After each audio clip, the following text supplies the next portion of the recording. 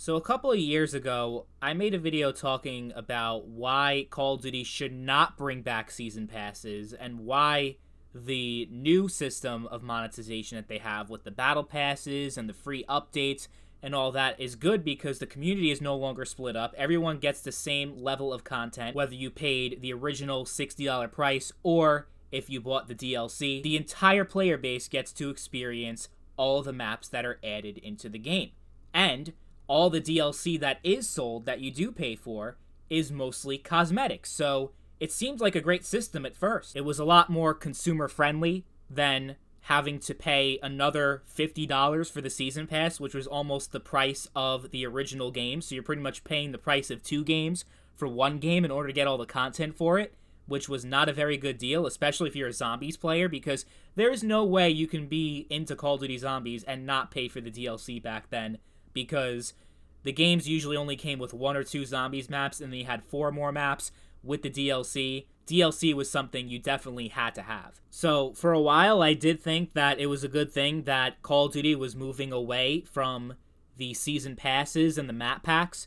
Now I've kind of changed my mind on that. After seeing the past few years of the new system of the battle passes and the live services and all the shit that we've been getting pretty much since Modern Warfare 2019 through the current Modern Warfare 2, it just hasn't been working. It clearly has not been working. Okay, so it's been good in the sense that nobody is locked out of the content in the game. The community isn't split up and all of that. Like, that was definitely the biggest problem with DLC. Not necessarily the cost of it, which was, that was a problem, is that you didn't get the full game experience, even though you already paid $60 for it.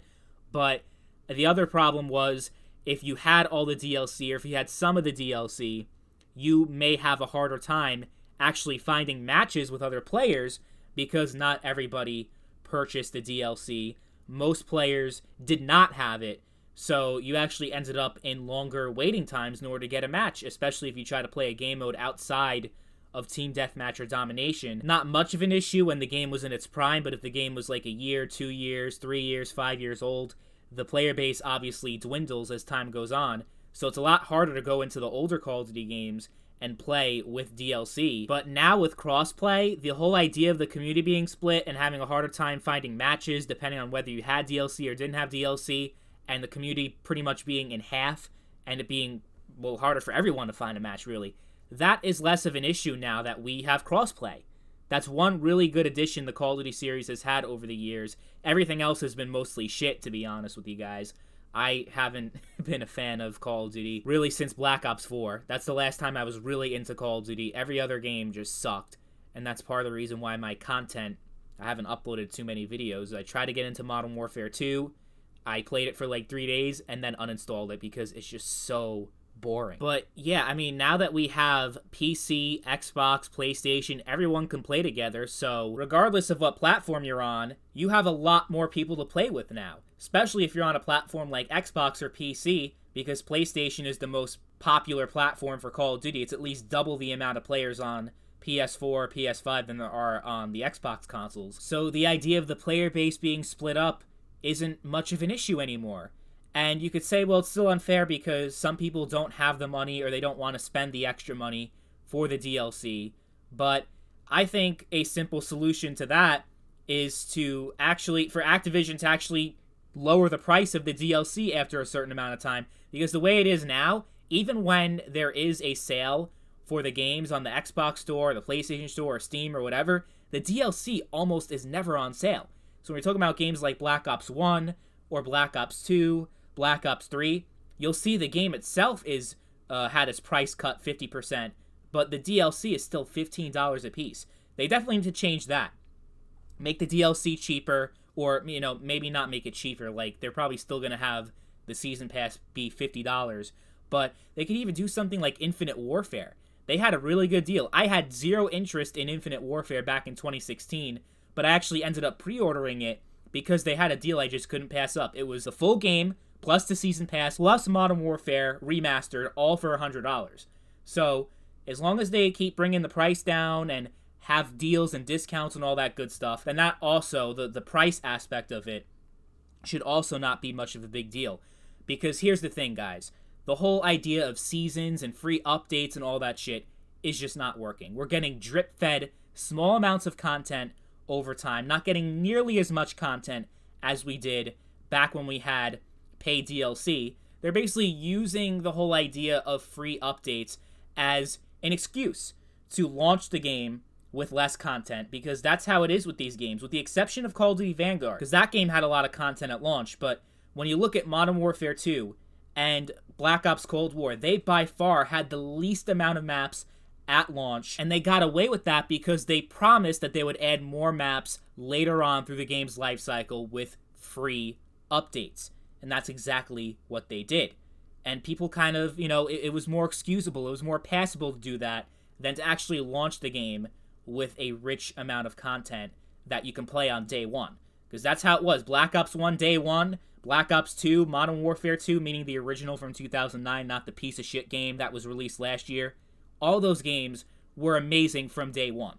You cannot say the same thing for the games that we've had the last few years. Because the thing is, when we're talking about free updates, even though people are buying battle passes and money still is being put into the game, it's not as sustainable to release a consistent amount of content within a certain amount of time, like with the map packs, where you're actually paying $15 for each individual map pack. There's a lot more money, and there's a lot more sustainability with that form of monetization than what we have right now with the free updates. And there's more excuses too, like I said. Like, if you're paying $15 for one map pack, there better be a good amount of content in there. And back then, there was, especially with Black Ops 1, Black Ops 2, you had 4 multiplayer maps and a zombies map. And the maps that we got back then were great. Every single DLC map in Black Ops 1 and Black Ops 2 were amazing. And even if they did a map remake every now and then, like they did it with certain games in Black Ops 2, I remember they did a remake of Summit, which, you guys remember Summit from Black Ops 1, it was that snowy mountain map.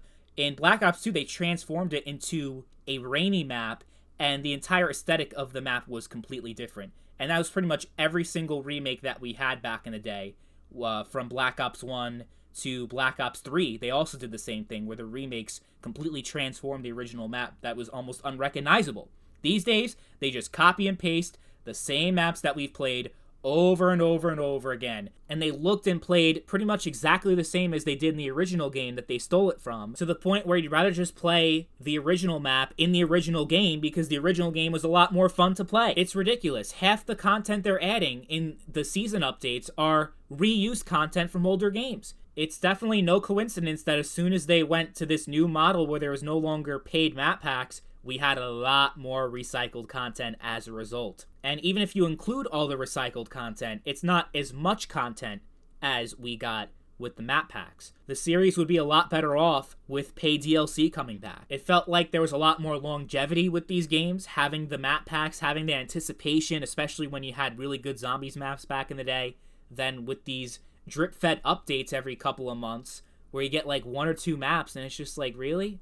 I remember the way it was back in the day is that the game would launch in November, we'd get the first DLC around January, February, and then every 2 or 3 months, we'd get more map packs, and then the final map pack would be released in around September, October, like just right before the new Call of Duty. So the life cycle of every game, it felt like there was a lot more longevity with the paid DLC. There are some things they did back then that were not very good with their business practices, like when you had DLC weapons, where in order to access them, you had to have the season pass, like Black Ops 2 with the Peacekeeper, and more infamously, you had the Ripper and the Maverick, the 2 best weapons in the entire game for Call of Duty Ghost, you can only access if you paid for the DLC. They definitely shouldn't do that again, but let's say the base game is $70, the season pass is $50, just leave it at that. In addition to removing skill-based matchmaking and actually focusing most of your efforts on 6v6 multiplayer instead of this Warzone garbage, this Battle Royale DMZ shit. If they do all that, the Call of Duty series might actually be good again, but if they just keep doing the same shit they've been doing over the past couple of years, it's never gonna get better. Let me know what you guys think in the comment section down below.